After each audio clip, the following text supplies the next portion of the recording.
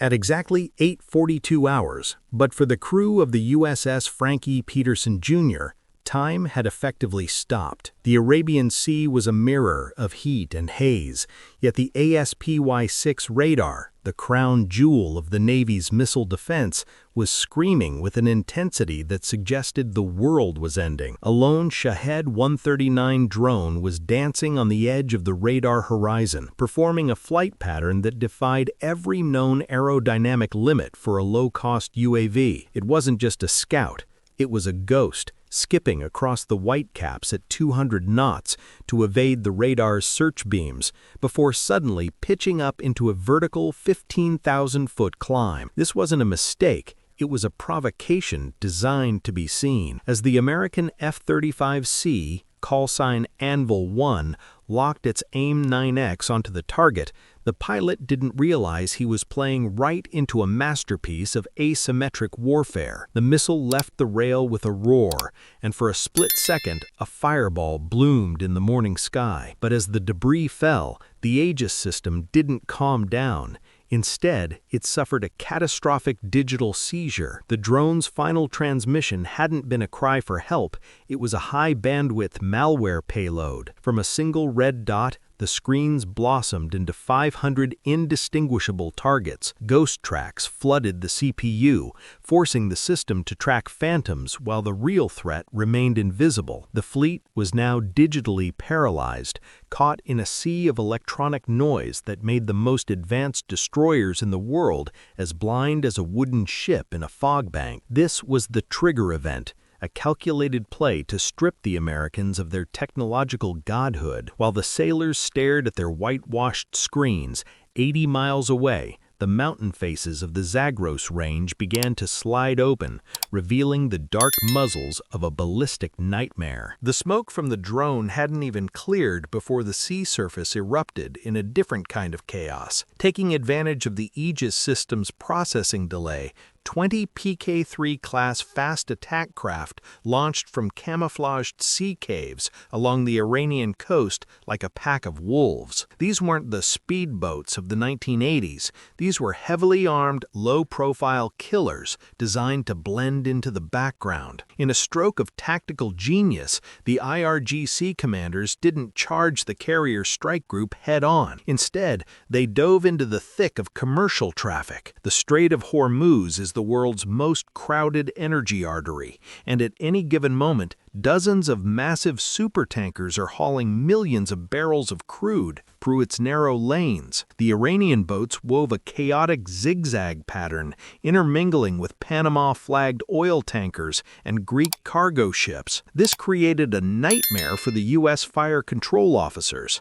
To engage the fast boats with the ship's 5-inch guns or harpoon missiles meant risking an international catastrophe. One stray shot could pierce a hull, triggering a massive oil spill and a global economic meltdown. The IRGC was effectively using the world's energy supply as a physical firewall, forcing the U.S. gunners to hesitate. Every second of that hesitation was another 500 yards gained by the attackers. The ASPY-6 radar, despite its immense power, was being forced to filter out the massive steel signatures of the tankers to find the tiny fiberglass hulls of the attackers, all while fighting off the ghost tracks still lingering in the system. The Fifth Fleet was being strangled by its own rules of engagement, trapped in a shield of flesh that made the most powerful weapons in the world unusable. It was a checkmate move in the first 5 minutes of the war. While the surface fleet was fighting the shield of flesh,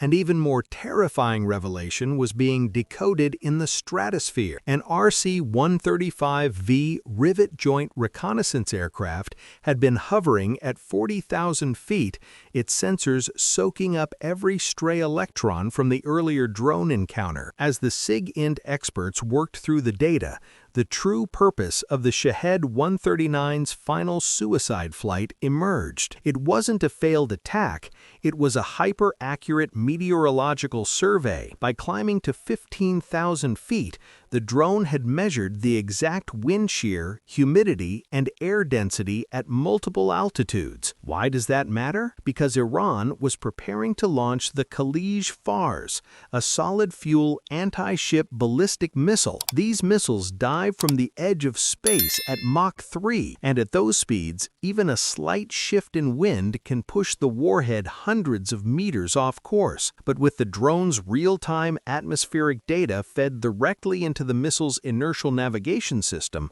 the circular error probability had just plummeted to less than 5 meters. The drone had literally painted a digital target on the deck of the USS Abraham Lincoln. The carrier was no longer a moving target, it was a stationary point on a digital map. The IRGC had successfully turned a $20,000 drone into a guidance brain for a multi-million-dollar carrier killer. At that moment, the satellite sensors detected a massive thermal bloom. Deep in the Zagros Mountains, 25 secret silo bores had simultaneously retracted. The Mach 3 snipers were airborne, and they weren't guessing where the carrier was. They knew. The situation for Carrier Strike Group 3 had transitioned from critical to terminal. They were caught between a hammer and an anvil.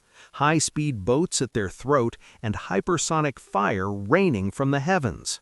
With the Aegis system still struggling to distinguish ghosts from reality, the fleet commander reached for the only card he had left, the Silent Fry protocol. He didn't order more missiles. He ordered more data. 2 EA-18G Growler electronic warfare aircraft launched into the chaos, their engines screaming as they pushed toward the incoming ballistic threat. These weren't fighters. They were flying supercomputers. As the Khalij-Fars missiles crossed the Mach 3 threshold and began their terminal dive, the Growlers activated their next-generation jammer midband, NGJ-MB pods. This wasn't noise jamming, it was a surgical digital intrusion. The Growlers intercepted the data link signal between the Iranian ground stations and the diving missiles. In a fraction of a second, the American computers hacked the incoming weapons in mid-flight, inserting a spoofed GPS coordinate into their navigation loops. To the Iranian controllers, everything looked perfect on their screens. But in the physical world, the missiles were being lied to. The 4 lead warheads, capable of vaporizing the Lincoln's bridge, suddenly veered off their flight paths. They slid past the carrier's tail with a thunderous sonic boom that shook the ship to its rivets, detonating harmlessly in the empty ocean 3 miles away. It was a victory of code over kinetic force, a silent fry that saved 5,000 lives in an instant. However, this move came with a massive strategic cost. By using the NGJ-MB at full power, the U.S. had just revealed its most classified electronic signatures to every listening post in the Middle East. They had saved the carrier, but they had burned their best secret to do it. While the electronic duel raged over the fleet, a squadron of F-35Cs, callsign Black Knight, was sent to eliminate the source of the problem. Their target, the command brain, near Bandar Abbas, that was coordinating the drone swarms and missile launches. The pilots flew in absolute stealth, their internal weapons bays hiding the GBU-53B Stormbreaker bombs that would end this threat. They approached at 30,000 feet, invisible to the legacy Iranian radars below. As the target in sight call went out, the F-35s opened their bellies. For 3 brief seconds, the stealth jets were no longer invisible. Their internal geometry was exposed to the world, and that was all the IRGC needed. Hidden beneath the limestone cliffs was a battery of Bavar 373 long-range SAMs, an upgraded Iranian version of the S-300 that Western intelligence had consistently underestimated. The Bavar's phased array radar locked onto the flash of the open weapons bays instantly. 4 Sayad 4B interceptor missiles tore through the air at Mach 6, trailing tongues of white fire. The F-35 pilots, usually the predators of the sky, suddenly found themselves as the prey. The cockpit warning lights turned the interior of the jets a hellish red. The pilots were forced into high-G evasive maneuvers,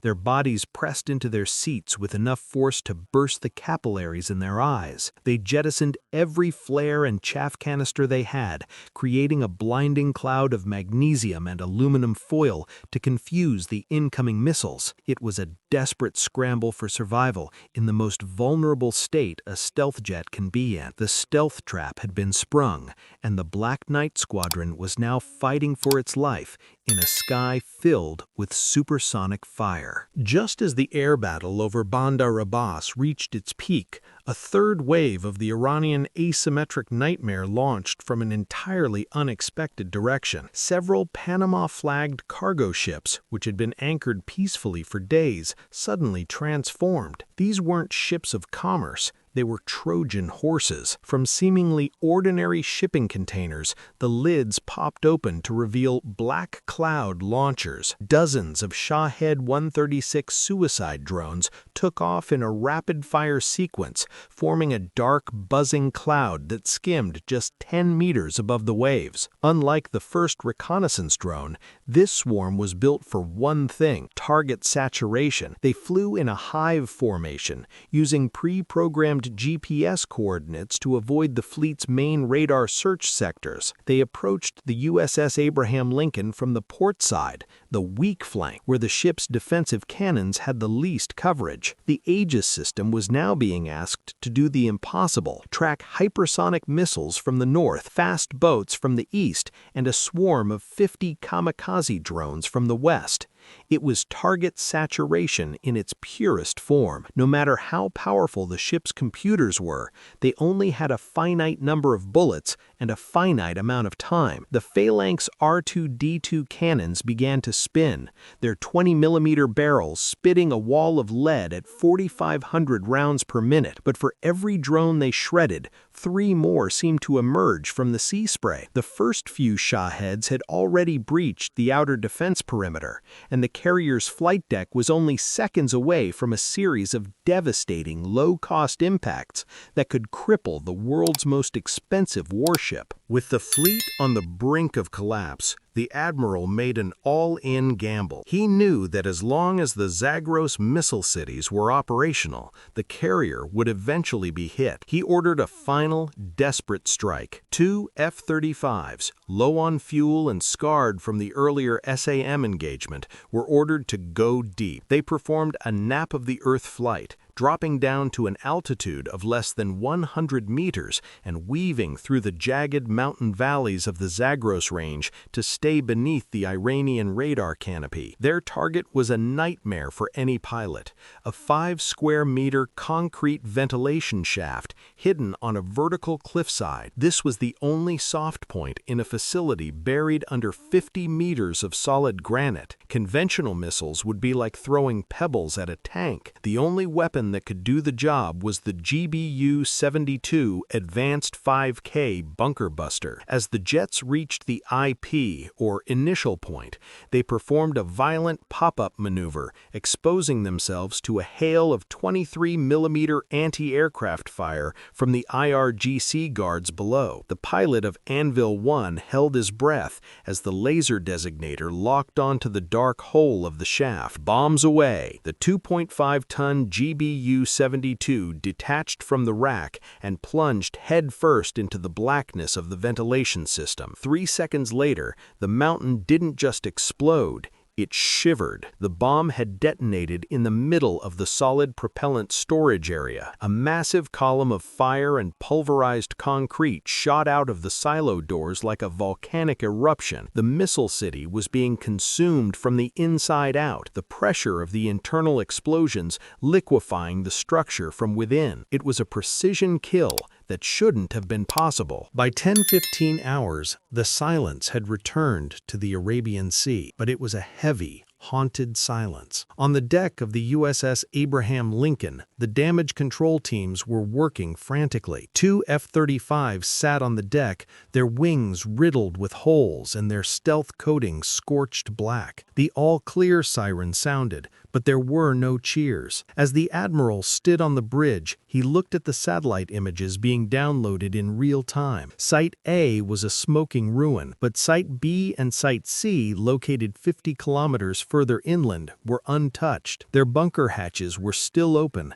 and their mobile launchers were already scattering into the desert to hide for the next round. The U.S. had won the battle, but they had lost the technological war. To save one carrier, they had been forced to use their most classified electronic warfare hacks and their most advanced bunker-busting munitions. The no-go zone was no longer a deterrent.